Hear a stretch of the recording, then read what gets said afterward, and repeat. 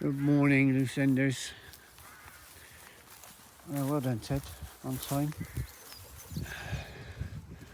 So, not up too early today. So we're taking dogs out for a little walk, so they can do their pee and poo on cue. Well done, Ted. Before we go to an event.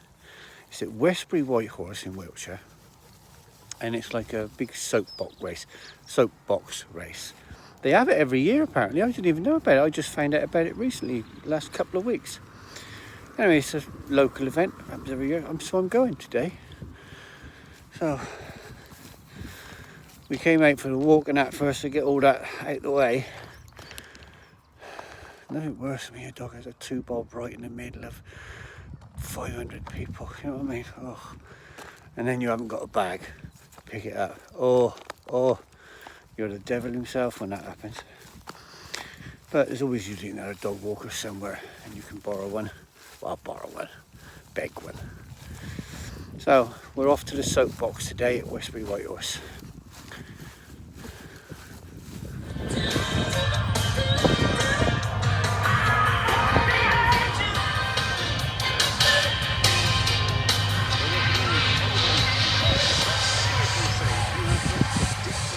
Hence why they've been back every year.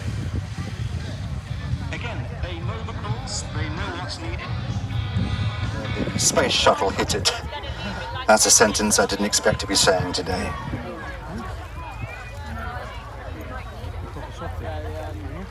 The clouds are slowly being burnt off by the sun, and the air ambulance service. Wonderful. That's a fabulous looking cart. A silver moon buggy, surprisingly nifty actually. As an asteroid hurtles down the escarpment. Well done to them. That's their first ever time racing in a soapbox start line in a time of 53.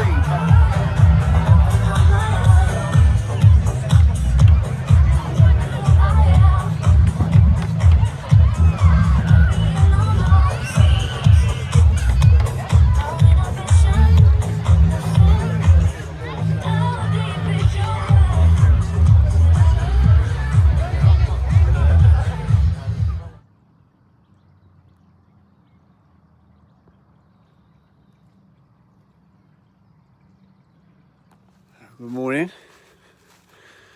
So obviously it's the next day now. So it was something and nothing really, that event. It was nice. It was definitely a family day out. I got there quite early, about 11, something like that. First race was at 11. It wasn't a festival really. It was somewhere between a village fete and a small festival, but family orientated. And I was there maybe an hour, so I watched a bit of the race on, you know, the carts things, soapboxes, on the big screen. And I had a burger, and I had half a cider, and it was sort of nice to have a stroll around. But within 20 minutes of being there, I'd been right round and saw everything, you know, which was fine, you know, that's what it is. But it wasn't very busy at that time of day, and after, you know, maybe an hour and a half, the most it was an hour and a half, I was fed up. And I got to be honest, I did start to feel a bit anxious. I suffer from anxiety ever since I had my stroke. I've had it. I probably had it for years before that, but you deal with it differently. But once you've been weakened by a stroke, it's more impactful on you. Anyway, so I'd had enough. Oh, while I was there, I thought, oh, you can't resist it, can you? So I had a burger, right? I was halfway through the burger when I felt a bit rough from it. Massive, great big bun. You know, too much bread, to be honest. And it's all processed food. And I've sort of been reducing that over the last year, 18 months or so, experimenting with a carnivore diet. You know, and that made me really like, so anyway, I left, I went, no. So I left, but when I was there's a strange thing. Unrelated, but I just sort of tell you, the sun's coming up now. See it there, that big thing in the sky? It's not showing up. Oh, there it is. There you go. Not that you can't see it, is it? So going up there, you couldn't park at the top of the hill where it was all happening. So they had this, all these buses laid on, £5 a trip to get up there. And so you parked in various places, car parking areas, in or around the town. Jumped the bus and went up. And this, funny, I think it's probably started to trigger the anxiety quite quickly, because I spend a lot of time alone, because I like it, and a lot of time like this, without people, just me and dogs. And I have done for quite a long time now, because I just find it puts you in a good place. It's just very comfortable for me and enjoyable. The hustle and bustle of life I would have had years ago is not very appealing now. You know, I never go to pubs or that unless it's specifically for a reason to meet a friend or something, you know. But I don't go to the pub Friday and Saturday night. It doesn't happen. And nightclubs, well, I can't remember the last time I went to a nightclub. Must be 20 years ago, if not longer. Anyway, where was I? I got sidetracked there, didn't I? Oh yes, so we had to park up, jump the bus. I got on the bus, and I had the 2 dogs with me. And as we're on everybody just piled on the bus, and the bus was full up. I mean, full up. And it's like 5 or maybe 8 minutes on the bus to get to where the event was taking place. And it was so packed. And I was feeling a little bit anxious then, you know. What happens, I start to feel a little bit sick. That's an indicator. So you have to breathe to get through it, which I did. And of course, you're enclosed, and I'm not claustrophobic, but I guess that's probably how it felt to somebody that's claustrophobic. It was a bit like that. And then, of course, you're worried about, because there's so many there, you're worried about somebody standing on your dog's tail, your dog's foot, and then the dog's snapping or something because it's been hurt, you know. So that all adds to the fear, if you like. But only for those few minutes I was travelling, it was that packed. It made me think of the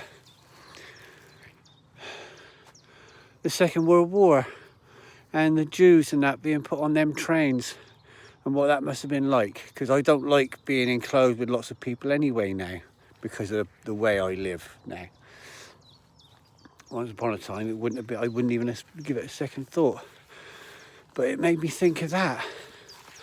So for the 5 minutes or so I was travelling up to the event, I imagined what it would be like. And it wasn't just on a small crowded space and you're packed in like sardines.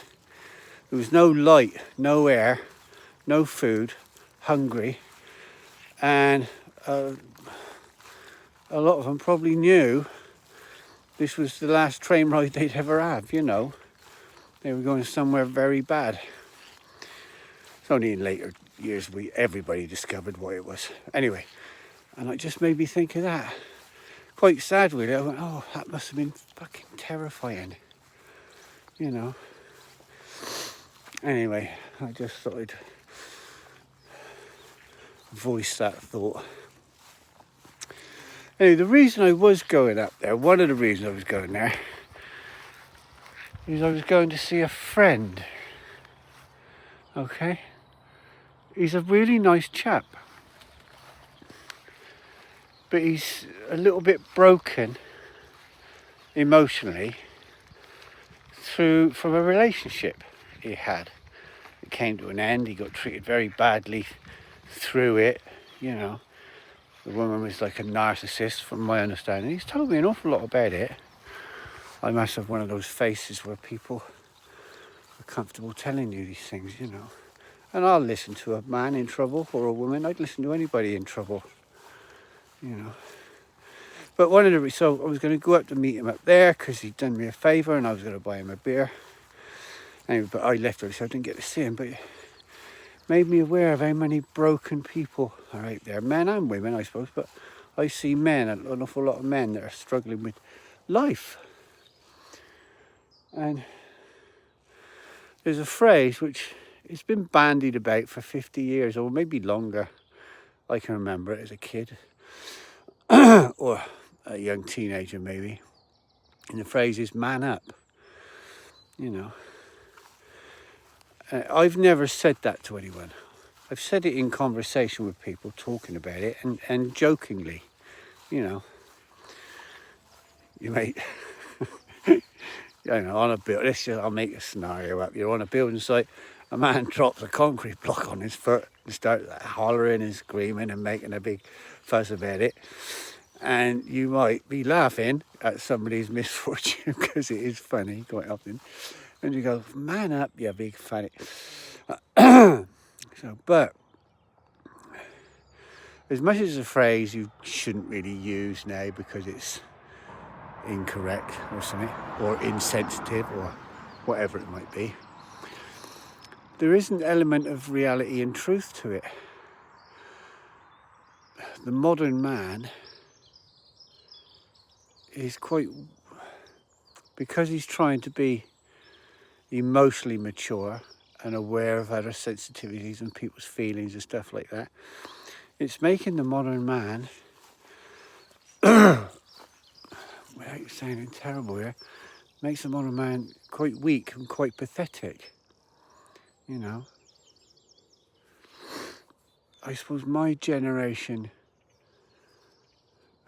my parents, the men in my parents' era, there was no emotional sensitivity at all, right?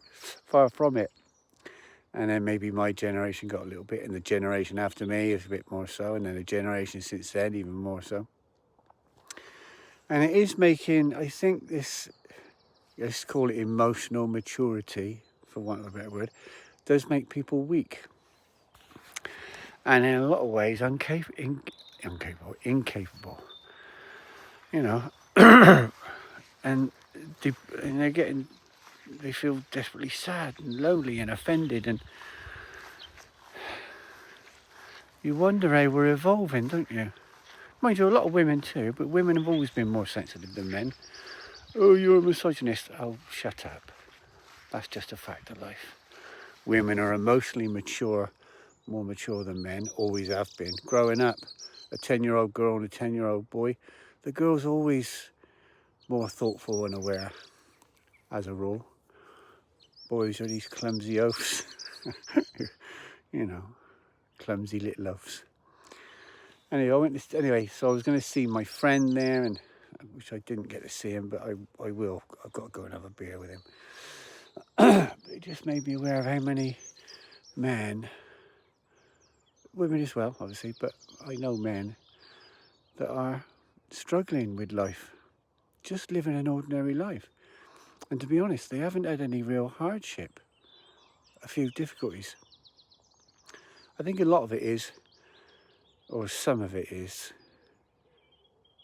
even the last 2 generations. I'd say I was 3 generations back behind, or 3 generations in the past, my upbringing. And this being considerate and thoughtful and that weakens the man in some way. And he's frightened to air his views, to be honest, because he'll be thought of as a brute or something. And I'm just wondering it's a steady decline of manliness, if you like. It's not right or wrong, it's just how we're evolving. And men are frightened to be manly, I suppose, in case they come across as stupid and oafish. Not sure about that really.